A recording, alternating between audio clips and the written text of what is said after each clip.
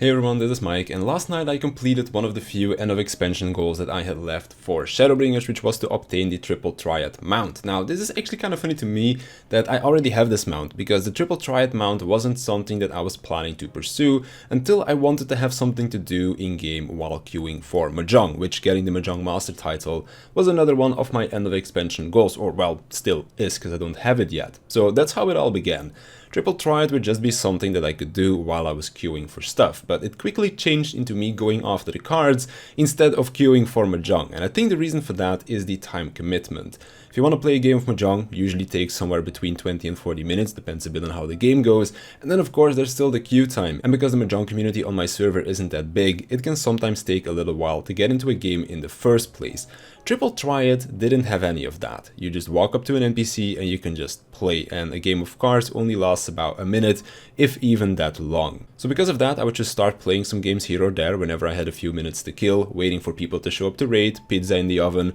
queuing for whatever other content I was doing. Pretty much anything was a good enough excuse to get a few games in, and then of course eventually I decided to just dedicate time to playing to try and get more cards rather than only play while I was queuing for something else. And I must say that it really wasn't as bad as I initially thought it would be. Yeah, some NPCs here or there were a bit more challenging than others, and some cards did have a pretty bad drop rate, but I don't think I ever spent more than 2 hours on one card, and that's already taking it to the extreme. I think there were only a handful of NPCs that I actually had to battle for longer than an hour before I was done with them. Most of the cards weren't that bad. Now, getting the cards from the NPCs is what I personally enjoyed most, as it has you interact with the content. Certain more challenging NPCs also had me craft a more specific deck to have a better chance at beating them, so it kept things fresh and was overall pretty satisfying when you can put something together to counter the NPC's deck or the rule set that they have going on, because there are plenty of rules, so you should at least make a few decks that can play into the different rule sets. Overall, I just had my main deck that I would use most of the time,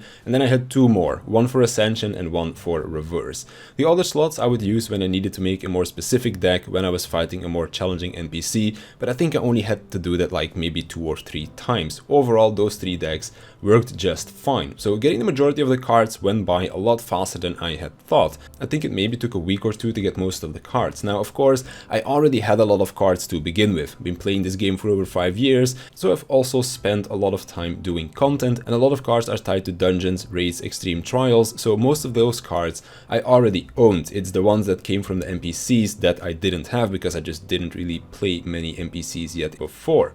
However, once I had only 4, maybe 5 cards left, that is where I ran into a bit of a wall, and it took me more time to get those remaining cards than it took me getting all of the others that I was missing. And the main reason for that is because it came from content that I could either not solo or content that was more niche. Now, I did miss some dungeon cards, but that usually wasn't a problem because any level 60 dungeon you can easily solo, and most level 70 dungeons you can solo on Blue Mage as well. It just takes a little bit longer, but the cards that I was missing were coming from dungeons that I couldn't solo. So I had to queue into Duty Finder for those and then just hope that my queue would pop. I also had some from Extreme Trials and then a 24-man raid. And it's these cards that were more frustrating to get because of the RNG. Now, of course, there is RNG in fighting the NPCs as well, but you're only spending about a minute to fight the NPC to roll the dice, whereas if you need to do a 24-man raid to get a dice roll, then it felt a lot worse when you got a bad roll at the end of a 40-minute run. And then the last card I needed, for example, was from Varus, which is one of the extremes that doesn't get run that often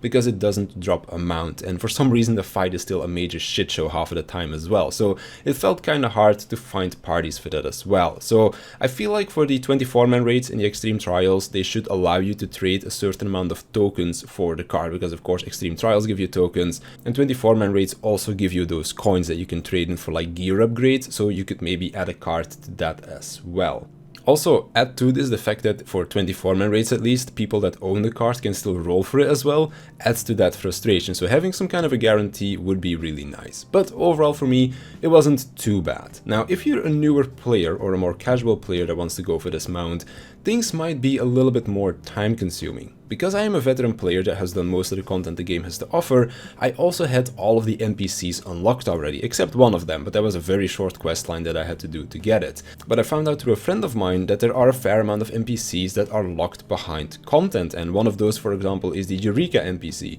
Because I did Eureka, it was just unlocked for me, but if you've never set foot in there, because let's say you only started playing in Shadowbringers, then you might have to work your way through all of Eureka to get access to these cards, and that could be quite the time investment. Now, luckily enough, there was a really good website that I used to track everything, which I will also link in the description, so in case you're thinking about going for this as well, and you first want to see what you're getting yourself into, then just take a look at the website, what cards you're missing, and what content you can get them from. Overall though, I must say it was a pretty pleasant experience getting this mount, outside of maybe some frustrating NPCs to fight, and then of course the few cards that were locked behind content that isn't run as often anymore. But outside of that, it was pretty fun, and I think that once Endwalker rolls around, I'll be keeping up with my card collection a bit more as well than I have done in the past, in case they add another one of these achievements. Anyways, that's gonna do it for me, so I want to thank you for watching, I want to thank my Patreons for their support, and I'll see you in the next one.